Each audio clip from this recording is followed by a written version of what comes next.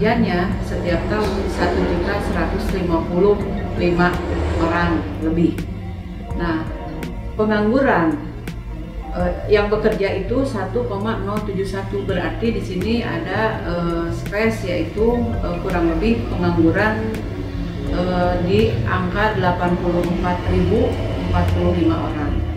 Sementara yang bukan angkatan kerja 687 sekian orang, kemudian yang mengurus rumah tangga 455 sekian orang, yang sekolah 148 sekian orang, lainnya 83 ribuan.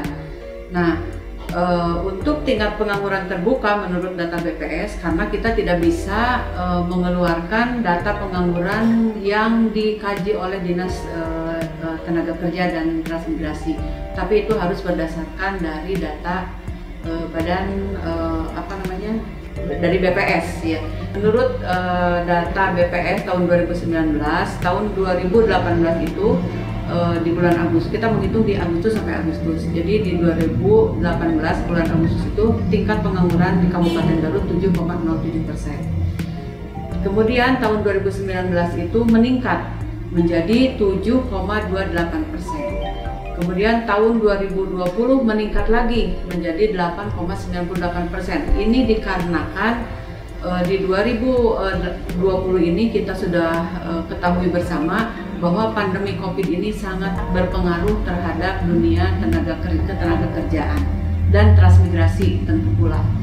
Nah, kemudian di target akhir RPJMD dan Renstra kita sampai 2024 nanti kita mempunyai kewajiban untuk menempatkan atau mempekerjakan atau menyebarluaskan tenaga kerja itu kurang lebih 27.000 sampai tahun 2024. Berarti satu bulan itu kita harus bisa menekan angka pengangguran di 0,01 sekian persen. Tapi karena ada pandemi COVID sehingga Renstra kita ini mungkin mudah-mudahan di tahun 2021 ini ada perubahan yang bisa meningkatkan untuk penyebarluasan tenaga kerja.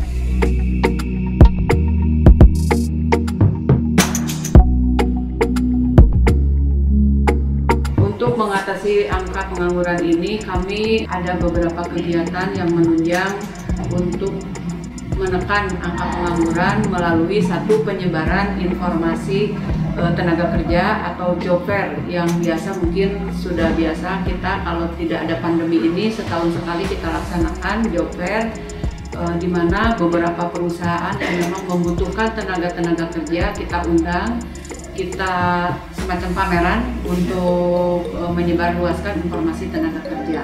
Yang kedua adalah pembangunan rumah informasi kerja, di mana dinas kita memfasilitasi informasi mengenai pangsa pasar kerja dan terintegrasi dengan sistem dari pusat sehingga memudahkan masyarakat untuk mengakses hal-hal ini yang ditempatkan di tiap-tiap kecamatan. Kemudian yang tiga, pemberian kerja sementara, yaitu padat karya yang selama ini, karena ini padat karya ini adalah program yang sangat menyentuh masyarakat dan bisa memberikan akses yang cukup luar biasa untuk peningkatan ekonomi. Kemudian ada pemberdayaan tenaga kerja mandiri. Nah, ini tenaga kerja mandiri ini lebih kepada mendorong yang angkatan kerja ini yang tidak bisa diserap oleh lapangan kerja, itu kita berdayakan menjadi wirausaha baru. Jadi kita membina kelompok-kelompok untuk menjadi wirausaha baru di tiap-tiap desa.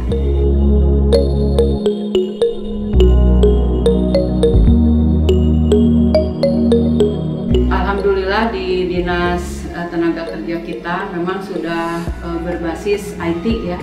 Jadi kita akan menunjang kepada Pemda Kabupaten Garut untuk menyongsong 4.0. Jadi kita sudah ada beberapa yang memang sudah terintegrasi dengan yang memberikan pelayanan yang terbaik kepada masyarakat, sudah menggunakan IT ya. Contoh satu Karibhub ini yang langsung kita koneksikan dengan Kemenaker di GoID. Jadi ini sudah disebarluaskan dan kita pun di sini sudah punya aksesnya untuk langsung akses ke sana. Yang kedua job fair yang aplikasinya yang memang terintegrasi dengan Kemenaker, dan ada 15 aplikasi lainnya yang mendukung Disnaker Trans. Yang kemudian yang sekarang kita lagi menggalakkan itu adalah kios 3-in-1. Jadi kios 3-in-1 ini adalah mempermudah para pencari kerja dan mengakses dan melakukan pendaftaran pelatihan.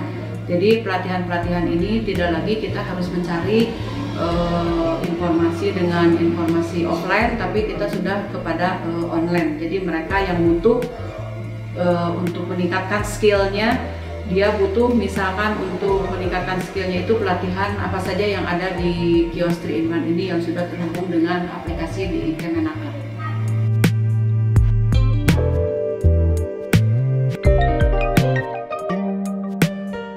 Alhamdulillah kita sudah melakukan sosialisasi dan edukasi terhadap beberapa perusahaan yang ada di Kabupaten Garut, khususnya memang perusahaan yang merekrut tenaga kerja cukup banyak. Jadi dengan adanya Satgas, kalau pemerintah Kabupaten Garut mengadakan Satgas sampai ke RT RW, tapi kalau kita Satgas-Satgas ini sudah dibentuk di dalam perusahaan-perusahaan itu sendiri. Dan kita pun sering melakukan sidak kepada perusahaan-perusahaan untuk melihat sejauh mana protokol kesehatan dilaksanakan pada saat pandemi ini.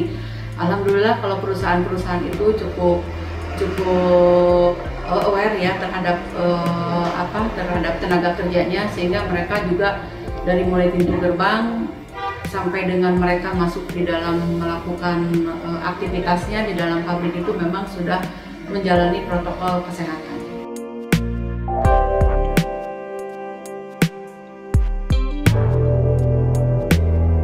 Kebetulan kita sudah punya Rensra untuk rencana strategis 5 tahun yang akan datang. Kita punya inovasi si jaring lapang yang sudah termuat dan harus dilaksanakan karena sudah menjadi dokumen. Itu adalah si jaring lapang itu adalah sistem penjaringan, pelatihan, penempatan, dan pemagangan. Kemudian di dalam penyebarluasan penjaringan penempatan tenaga kerja itu di dalamnya itu ada program PKS Padat Karya. Padat karya ini adalah pemberian kerja sementara yang memang dampak terhadap masyarakatnya cukup besar, terutama untuk membuka akses perekonomian. Jadi kita di dalam mendukung visi dan misi Pak Bupati di tahun 2019 sampai 2024 itu kita akan menyebarluaskan 27.000 tenaga kerja di Kabupaten Garut.